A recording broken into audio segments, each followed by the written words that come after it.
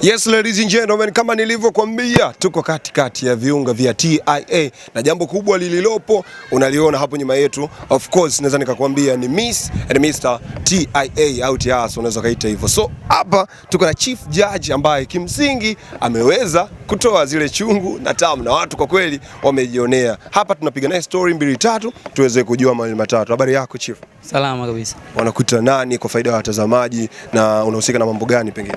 Nafahamika kama Taido, ni mkufunzi wa masuala yote ya mitindo na pia ni mbunifu wa mavazi. Yes, kwa mara ya kwanza kama nilivyosema uliweza kupata taarifa lakini pia kwa ukubwa wa chuo cha TIA hasa kwenye sekta ya burudani lakini pia na sekta ya urembo na ubunifu. Kwako wewe ulipokeaje hili na hatimaye umeweza kuja kulifanyia kazi leo? Kwangu mimi nilipokea kwa uzuri kutokana na mara ya mwisho shindano kufanyika TIA kama sikosei ilikuwa ni mwaka 2019 2020. Nilikuwa mmoja kati ya watu ambao walifundisha shindano hilo hadi mshindi alipopatikana, lakini pia nimefurahi kuona mambo ya urembo TIA yamerudishwa tena. Natumai kwa mwaka huu tutategemea makubwa zaidi. Ndio maana sikukataa, direct nikaconfirm na nikaamua kuja kushiriki kama moja ya judges wa shindano hili.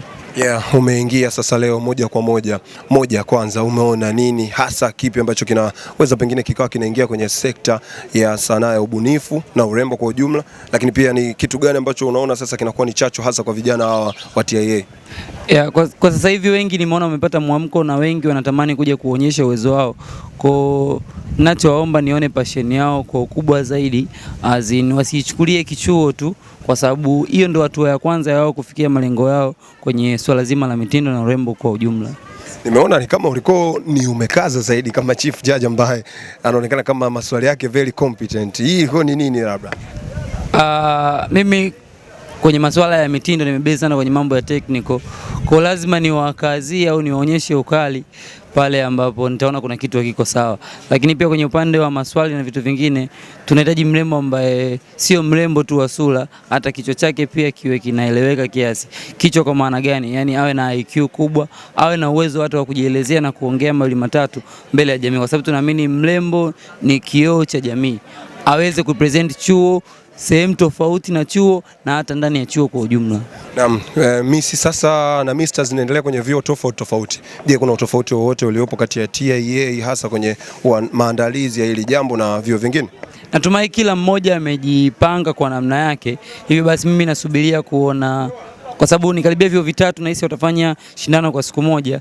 Mimi kama mmoja kati ya technical directors wa masuala ya models kwa ujumla, tunategemea kuona product nzuri zinatoka kwenye vyuo tofauti, kwa sababu baada ya hapo vyuo vyote vitakwenda kwenye shindano la Miss ya Learning. Tutakutana nao huko warembo na tutaona wanapiga step nyingine kuelekea kwenye shindano la Miss Tanzania. Unawaambia nini waliopo kwenye kalia wakongwe wa kwenye game, hasa ukiangalia hii generation inayokuja na moto wake? Wajipange kwa sababu watoto wameamua. Yaani wajipange, watoto wameamua na game linahitaji kuona mabadiliko. Kama wameshaboteka kwamba sisi ni wakongwe, au walokuja sasa hivi ni wanamoto mwingine kabisa, wategemee kuona vipaji vipya na venye ubora zaidi kuliko hata wao. Kwa hiyo wasiboteke, wafanye mazoezi. Wafanye mazoezi. Yeah, sasa kama Chief Judge ni nini kitachofuata? Ratiba zikoje hapo mbele? Ratiba kubwa inayofuata sasa hivi ni mafunzo kuelekea kwenye shindano.